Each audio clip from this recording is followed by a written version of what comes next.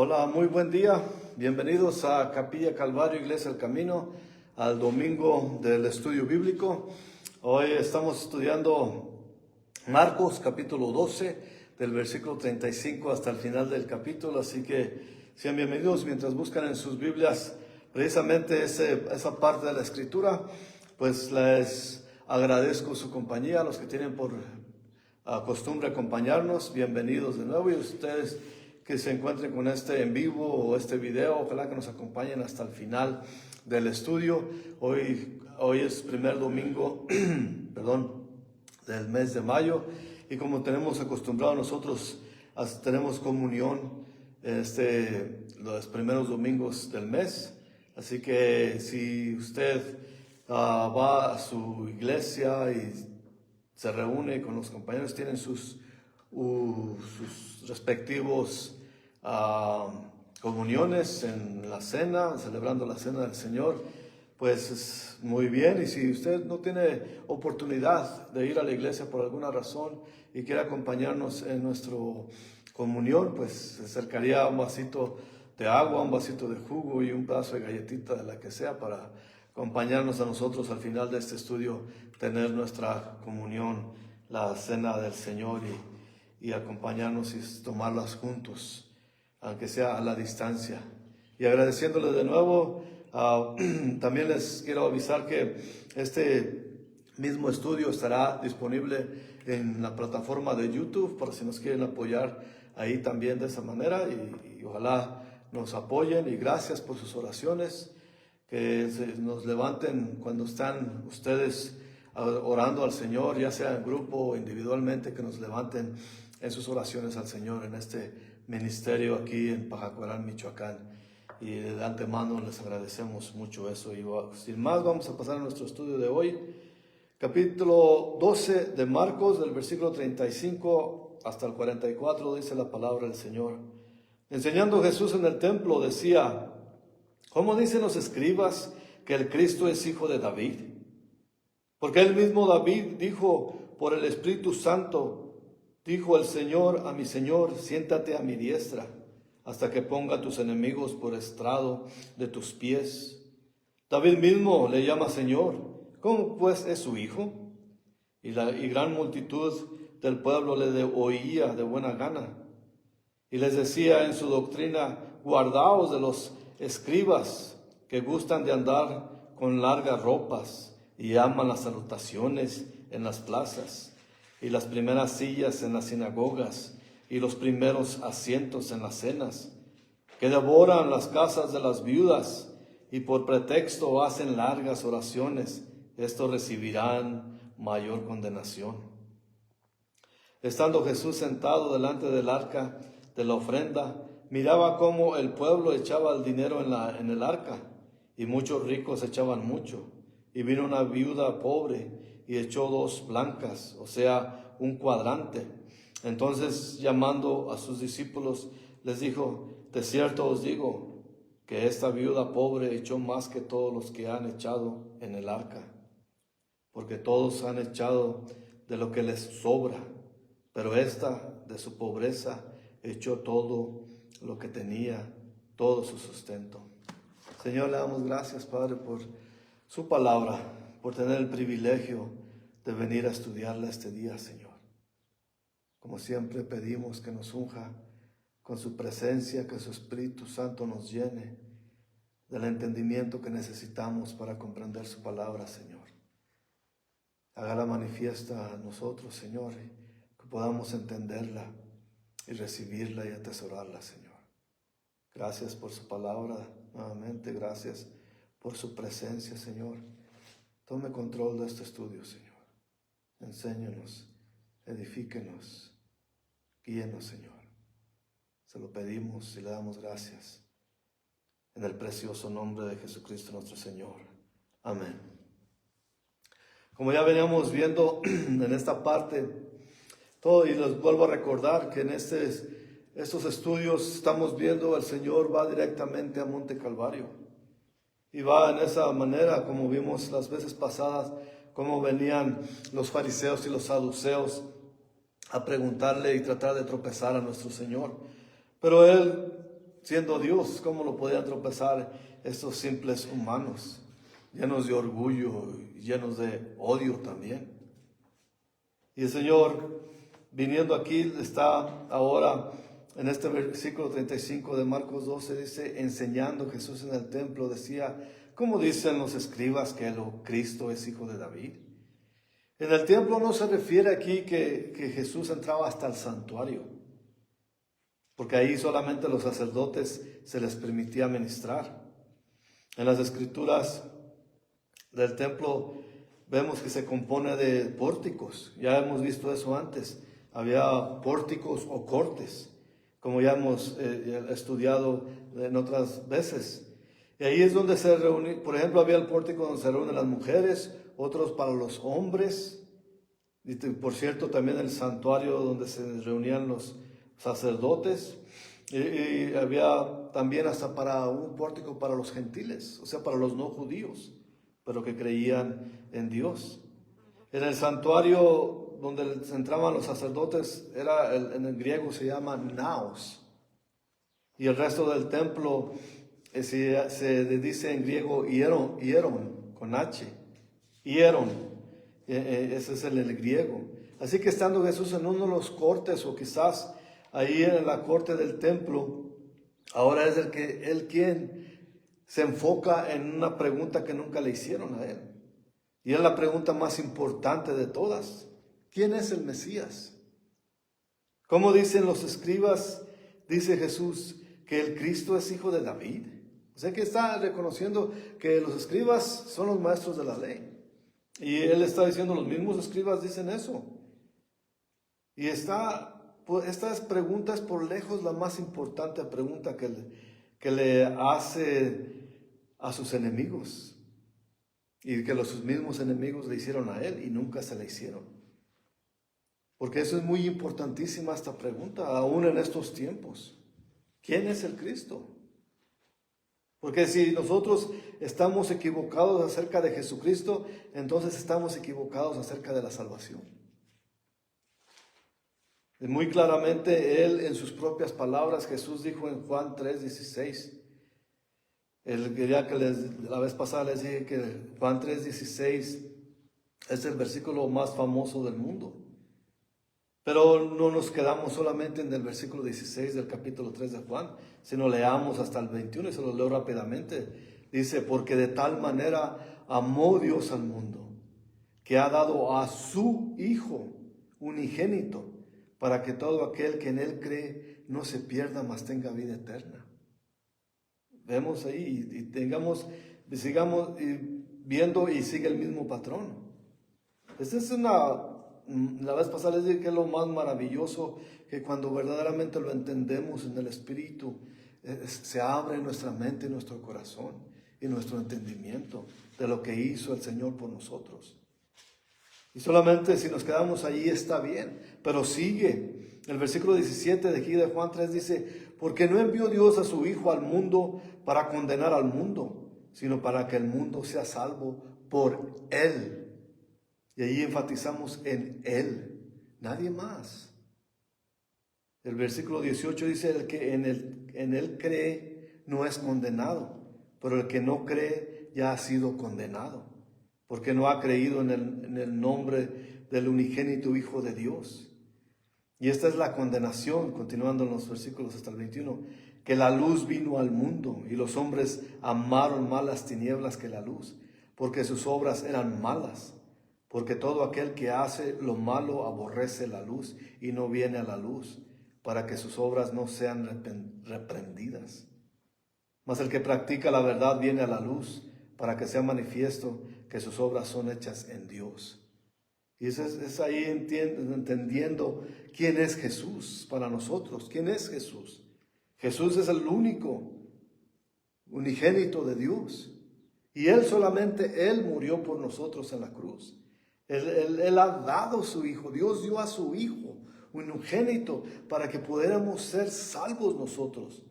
Porque si creemos en Él no nos perdemos, mas tenemos vida eterna. Y no es esta vida eterna, sino que después de la muerte seguimos viviendo en su presencia. Tenemos que entender eso. porque no envió Dios a su Hijo al mundo para condenarlo. Esta vez el Señor, hace más de 2000 años, Dios mandó a su Hijo para que pudiéramos ser salvos. Y si nosotros hacemos caso de los religiosos, entonces los religiosos nos desvían y nos llaman a adorar imágenes, ídolos, y dejamos atrás o dejamos de lado a Jesús y lo que Él hizo en la cruz. Le damos más importancia a los ídolos, a las imágenes, que a Jesús mismo. Y ahí viene la condenación. Porque si no creemos, ya somos condenados. Decimos, sí creo en Jesús, pero también creo en Santo Bartolo, Santo Plutarco, Santo Tomás, Santo los que digan. Entonces quitarle los méritos a Jesús. Ayer, aquí en esta región, los religiosos celebraron el Día de la Santa Cruz, según ellos.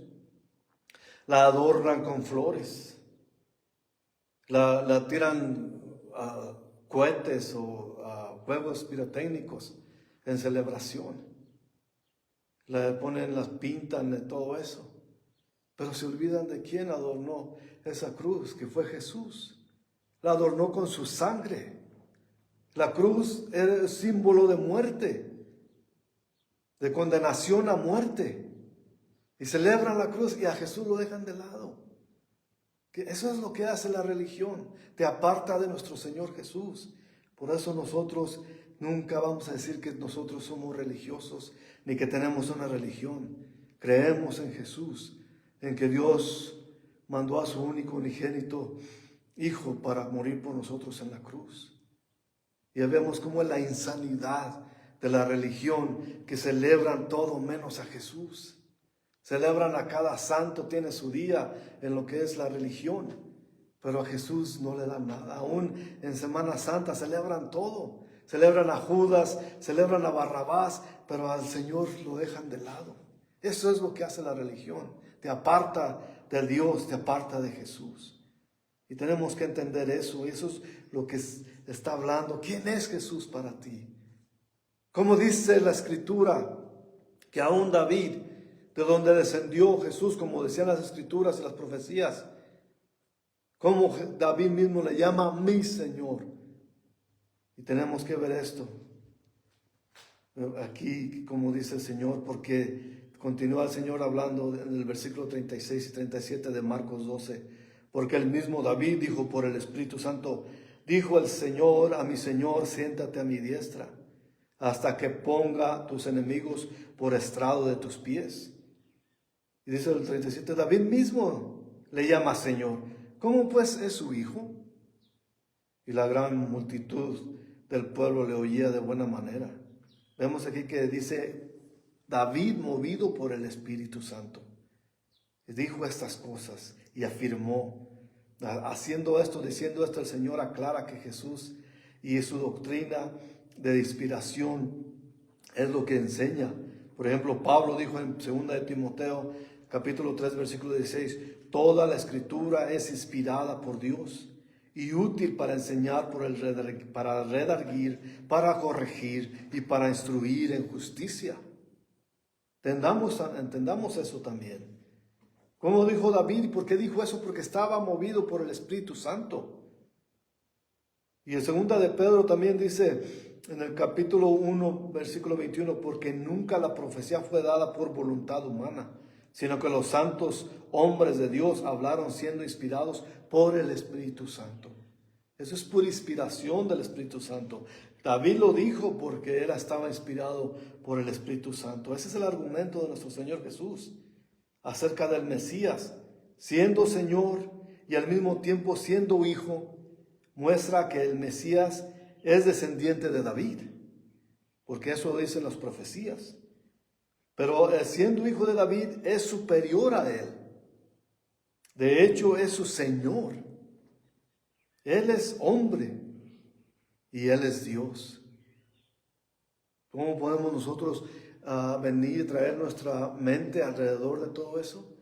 Es para creer en fe. Porque nuestras mentes pequeñas no pueden entender lo que es un hombre y es un Dios al mismo tiempo. Pero ese es Jesús. Es Dios y es hombre. Hombre perfecto. Nosotros no tenemos nada de perfecto. Nadie en este mundo somos perfectos de ninguna manera. Por eso no podemos comprender que Él es Dios y Él es Hijo.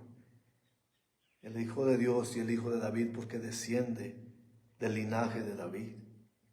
El Señor está citando Salmo 110, uno siempre hablando con la palabra de Dios. Jehová dijo a mi Señor, siéntate a mi diestra hasta que ponga a tus enemigos por estrado de tus pies.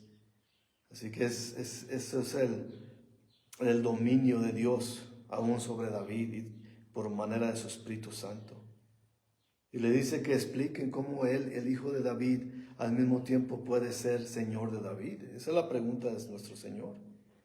Los judíos creían en el Mesías y sé que sería hijo de David, pero como que no les caía el entendimiento de que Jesús es el Mesías. En Juan 7, 41 y 42 dice, otros decían, este es el Cristo, pero algunos decían, de Galilea ha de venir el Cristo. ¿No dicen las Escrituras que del linaje de David y de la aldea de Belén, de donde era David, ha de venir el Cristo? O sea que ellos sabían y ya estaba escrito. Y los escribas tenían la oportunidad de enseñar acerca de eso. Y ellos mismos no entendían. La única manera de que el hijo de David también sea Señor de David sería que el Mesías sea Dios mismo, viniendo en carne humana. Y la respuesta, la milagrosa concepción de nuestro Señor y su nacimiento de la Virgen. Y eso estuvo en la profecía de Isaías. Isaías capítulo 7, versículo 14 dice, por tanto el Señor mismo os dará señal. He aquí la Virgen concebirá y dará a luz un hijo y llamará su nombre Emmanuel. Más o menos 700 años antes de lo que está escrito en los evangelios. Por ejemplo, 700 años antes de Mateo capítulo 1, versículo 18 al 23, Isaías lo dijo. Y vemos lo que dice en Mateo 1, versículo 18 al 23. El nacimiento de Jesucristo fue así. Estando desposada María, su madre, con José, antes que se juntasen, se halló que había concebido del Espíritu Santo. José, su marido, como era justo y no quería infamarla, quiso dejarla secretamente. Vemos que él no creyó del primero. ¿Cómo que estás embarazada? María era una adolescente todavía. Entonces luego como que está embarazada y él quería apartarse de ella, pero no quería que la maltrataran porque en ese tiempo los apedreaban si salían embarazadas fuera del matrimonio. Y él quería deshacerse de ella diciendo, pues ya la regaste, María, ahí nos vemos. Pero no, vemos el versículo 20 de aquí de Mateo 1 que dice, y pensando él en esto, pensando en alejarse de ella, en echarla fuera, en apartarse de ella, he aquí un ángel del Señor le apareció en sueños y le dijo, José, hijo de David, no temas recibir a María tu mujer, porque lo que en ella es engendrado del Espíritu Santo es. Y dará a luz un hijo y llamará a su nombre Jesús, porque él salvará a su pueblo de sus pecados. Todo esto aconteció para que se cumpliese lo dicho por el Señor por medio del profeta cuando dijo, he aquí, una virgen concebirá y dará a luz un hijo y llamará su nombre Emmanuel, que traducido es Dios con nosotros. Está hablando de la profecía de Isaías 7. Entonces vemos cómo va todo ahí, todo lo que va confirmándose con el Nuevo Testamento se confirma con el Viejo Testamento. Y ahí vemos cómo el Señor obra de tal manera. Y él la pregunta, que no le contestaron. Obviamente no vemos aquí que alguien se haya atrevido a contestarle a nuestro Señor Jesús. Porque muchos hemos visto que había muchos escuchándolo con atención. Pero esa era la pregunta, él mostrándose ante ellos. Eso es lo que dice el profeta. Esto es lo que yo clamo ser. Y esto es lo que las Escrituras dicen acerca del Mesías, con hechos, con escrituras, que los escribas deberían saber, pero ellos como que se les pasaba por la mente, porque aún siendo maestros de la ley, no entendían lo que estaba escrito, que ellos mismos enseñaban. Por eso es importante para nosotros entender en contexto la palabra de Dios, y no solamente salirnos de contexto y hablar de lo que queremos decir, pero usando la palabra de Dios, sino estudiarla, meditarla y estudiarla juntos para entenderla. Y esto es lo que se trata de estudiar la palabra de Dios. Y ahora vemos que el Señor cómo pasa, viendo las características de los escribas, ahora se voltea a la multitud escuchándolo y les decía en su doctrina, dice el versículo 38 al 40, guardaos de los escribas, que gustan de andar con las largas ropas y aman las salutaciones en las plazas. Esos que andaban vestidos muy ostentosos, con sus cosas en la cabeza y sus batas grandísimas, todas elegantes, y pasaban como pavos reales y la gente les hacía honor a ellos. Y dice el versículo 39 de aquí de Marcos 12, y las primeras sillas en las sinagogas y los primeros asientos en las cenas. De que se creían influyentes. ¿Y cómo vemos todo eso? Los líderes religiosos, ¿qué hacen? Siguen haciendo eso. Se creen los más importantes. No hay humildad en ellos. Son los que están primero. Y aún en los eventos cívicos, en los eventos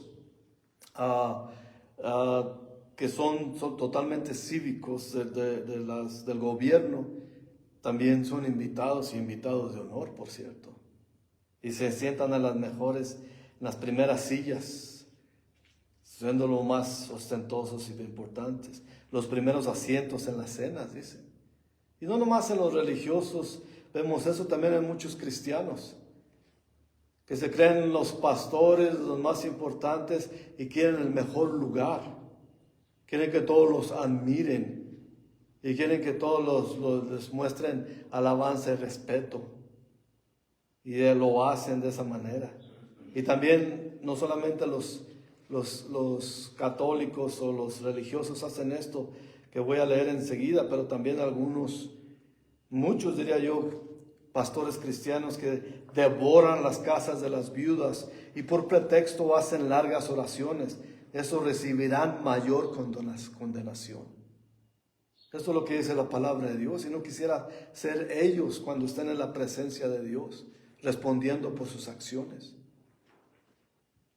Y como ya hemos mencionado, los escribas en los tiempos de Jesús, eran maestros de la ley, que comúnmente dependían de obsequios de la gente para su sustento. Pero muchos de ellos sobrepasaron las barreras de la humildad y la dignidad, presumiendo su posición, exigiendo respeto y confianza. Ellos querían la gloria que le pertenece solo a Dios. Y una vez más vuelvo y repito, que no solamente los religiosos hacen eso, sino también muchos pastores buscan esa manera, quitándole y robándole la gloria a Dios, o intentándolo, no haciéndolo, pero nadie le roba la gloria a Dios. Pero hablando en el contexto de nuestro estudio, eso es lo que hacían los escribas. Aún tomaban ventaja de las viudas que los mantenían. Por eso nuestro Señor advierte del orgullo de los escribas. ¿Cuántas veces hemos oído acerca de gente que los religiosos o los líderes religiosos las convencen a las viudas de que si dejan sus propiedades a la iglesia serán salvos o que se ganarán el cielo, mintiéndolos, porque solamente Dios da la salvación, como ya leímos en Juan 3:16 y al 21. ¿Cuántas veces seguimos viendo eso? Que devoran a las viudas, se pasan de lanzas, como decimos aquí, robándoles, quitándoles propiedades. ¿Cuántas veces hemos visto de esos líderes religiosos siendo dueños de terrenos, de casas, de propiedades. Aquí hay quintas que pertenecen a los líderes religiosos. Propiedades. ¿Y qué es eso? Eso es que les roban para hacer eso. Y pueden decir, bueno, ¿por qué tanto hablar de esa manera? No hay falta de amor, al contrario. Estamos hablando en amor y siendo directos en lo que significan estas personas, el orgullo de los escribas que sigue permaneciendo en los líderes religiosos de estos tiempos. Y no vemos distinción, porque como ya dije, también hay muchos que se llaman cristianos, líderes cristianos, que roban a la multitud, que roban a la gente. Y no quisiera ser ellos cuando estén en la presencia de Dios. Si la persona es importante solamente por el uniforme que viste o porque se para en un púlpito o porque su oficina preside en lo que hace y se cree jefe de todo lo que es el ministerio y se cree patrón de todos, eso no es lo que hace esa importancia no lo hacen tan importante, porque esa importancia es artificial y se la adjudica a sí mismo. El carácter es lo que hace a la persona valiosa ante Dios. Y nadie te puede dar el carácter. Uno mismo tiene que desarrollarlo mientras camina uno con Dios. ¿Y cuál es el carácter de un cristiano, aunque sea líder? La humildad. Y ser pobre de espíritu. Y tener esa humildad ante los demás. De no creerse más que las otras personas. Porque así como Dios da, Dios quita. Y tenemos que tener eso en mente nosotros. Y el Señor, ¿por qué mete esa advertencia? ¿Por qué menciona la advertencia? Porque le está diciendo, tengan cuidado con estos tipos que se dedican a robar. Se creen importantes y usan su posición para eso, para robar y para ponerse en los primeros asientos, sentirse los más importantes en los eventos. Es mejor, como dice la misma palabra de Dios, que te sientes hasta atrás y que los mismos dueños de la fiesta te inviten a pasar a un lugar más importante que tú te lo adjudiques a ti mismo. Y el Señor sigue ahora, viendo ahora ya esta última parte de este capítulo 12, del versículo 41 al 44, vemos que dice el 41 y el 42. Estando Jesús sentado delante del arca de la ofrenda, miraba cómo el pueblo echaba dinero en el arca, y muchos ricos echaban mucho. Y vino una viuda pobre, y echó 2 blancas, o sea, un cuadrante. La ofrenda es una manera de alabar a Dios. Los que tienen mucho dan mucho. Y como contraste, la viuda alaba a Dios con profunda humildad y devoción. Devoción genuina. Marcos nos hace notar aquí que 2 blancas equivalen a un cuadrante. La moneda romana, como quien dice, unos centavitos que tenía solamente.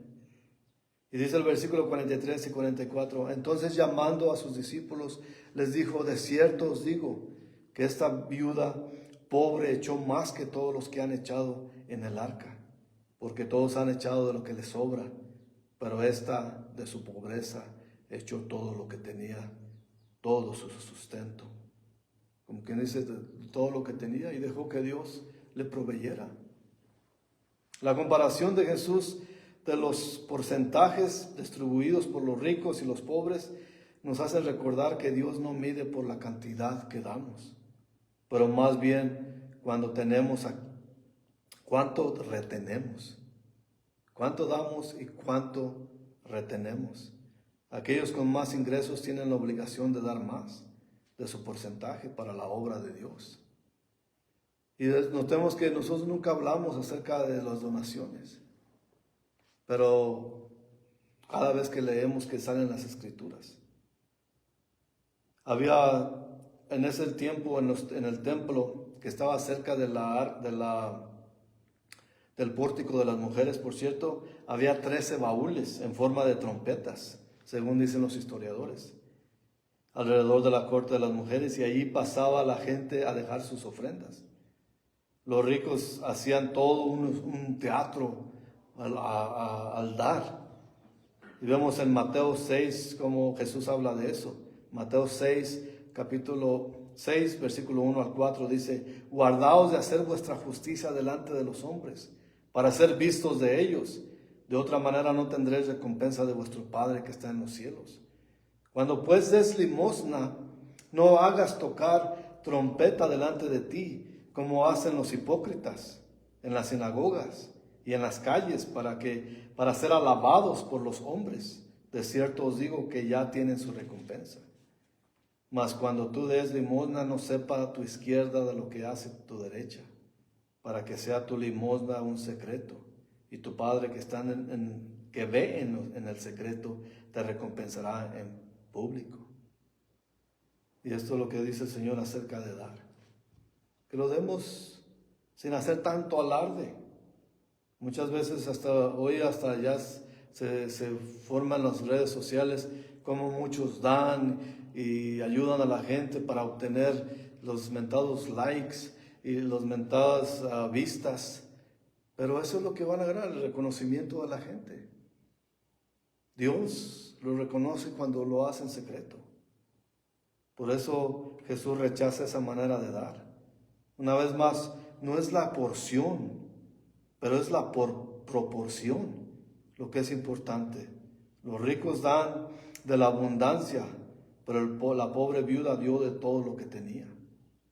Para los ricos sus ofrendas eran pequeñas contribuciones, pero para la viuda su ofrenda era una verdadera consagración de su vida.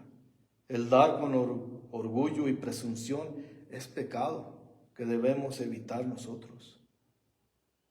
Nadie tiene que saber cuánto damos o qué damos. Si damos para que la gente nos admire, entonces Jesús dice que ahí está nuestra recompensa, pero que Dios nos recompensará. Por eso digo que nosotros solamente hablamos de donaciones cuando vienen aquí. Y notemos, aquí no habla de diezmo. El diezmo era del Viejo Testamento. Nosotros creemos que el diezmo pertenece al Viejo Testamento. Ahora habla de ofrendas y nunca Jesús mencionó el diezmo aquí. Así que tengamos eso como guianza. Tengamos eso como información. Que los diezmos no se aplican ya en el tiempo de gracia, en el tiempo de la era de nuestro Señor Jesús. Y así como Jesús vino como siervo en estos tiempos, volverá un día, pero volverá como juez, y Él juzgará cada obra de nosotros. Y cuál fue la situación de nuestras obras, y cuál fue lo que deseamos por nuestras obras. Muchos dicen religiosamente que lo que hagas te salvará, y no es cierto. Lo que Jesús hizo en la cruz, eso es lo que nos salva, si creemos en Él, como vimos en la primera parte de nuestro estudio. Así que tengamos eso en mente, y todo Escritura es para informar, para redarguir y para dirigirnos, como dice Pablo en Timoteo, 2 de Timoteo. Así que tengamos eso en mente y vamos a orar para prepararnos para la comunión. Señor, le damos gracias por su estudio, por estudiar su palabra, Señor, y entenderla y recibirla y saber lo que usted opina acerca de todo lo que hacemos en nuestras vidas, Señor. Le pido que bendiga nuestras mentes y corazones y prepare nuestros corazones para tomar los elementos, Señor. Que perdone nuestros pecados y que sea con nosotros, Señor. En el nombre de Jesucristo, nuestro Señor. Amén.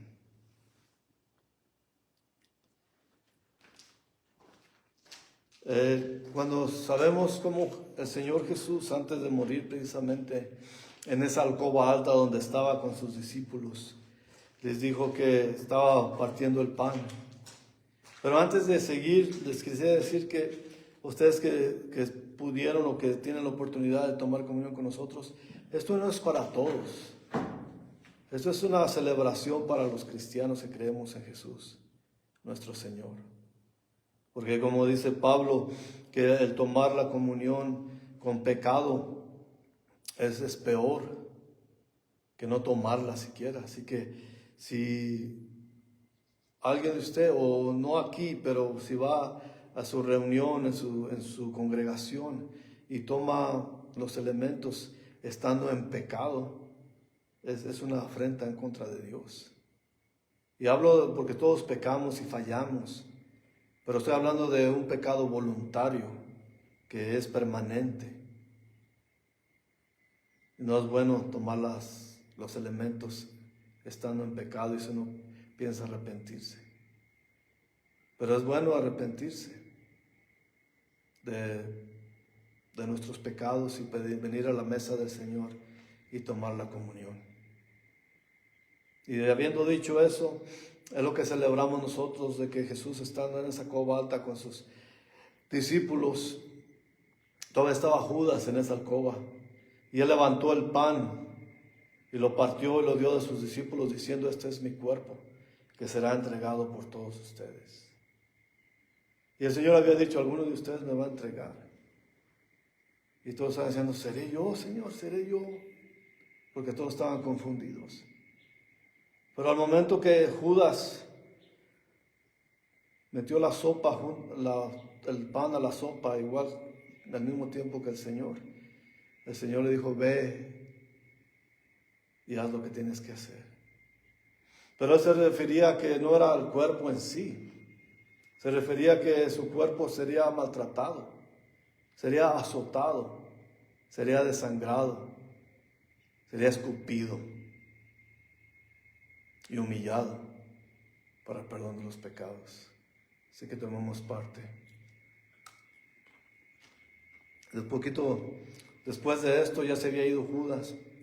El Señor levantó la copa, una copa que nunca se había usado antes, y dijo: esta es la copa del nuevo pacto, anunciando que era el pacto bajo donde estamos. Y levantó y dijo: esta es mi sangre, que será derramada por todos ustedes, anunciando que su sangre, lo único que nos redime, que nos salva, es su sangre preciosa.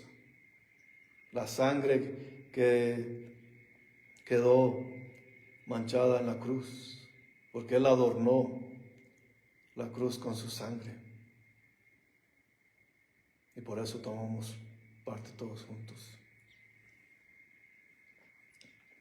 Le agradezco, Señor, de nuevamente por permitirnos recordar lo que usted hizo, Señor, por nosotros, porque sin usted no hubiera remisión de pecados. Su sangre preciosa nos lavó, nos quitó los pecados. Usted sufrió lo que nosotros merecíamos sufrir, Señor. Pero ningún ser humano tenía la pureza, la limpieza. Solamente usted, siendo hijo de Dios, pudo ir a la cruz para que allí cayera toda la ira de Dios. Porque el pecado tiene que ser castigado. Y usted, Señor Jesús, recibió el castigo que nosotros no merecíamos. Y por eso le damos gracias que ahora podemos ser salvos. Creemos en que usted hizo todo, dio su vida por nosotros. Pero más gloriosamente resucitó al tercer día. Y por eso somos salvos. Y lo alabamos y lo veneramos. En su nombre, Señor Jesús. Amén. Gracias por habernos acompañado. Nos veremos la próxima semana, si Dios quiere. Empezaremos el capítulo 13 de Marcos. Que tengan una buena semana sirviendo al Señor, y acuérdense de seguir orando por nosotros. Que el Señor nos bendiga grandemente. Que la paz y la gracia de Dios sea con ustedes y sus hogares. Hasta la próxima.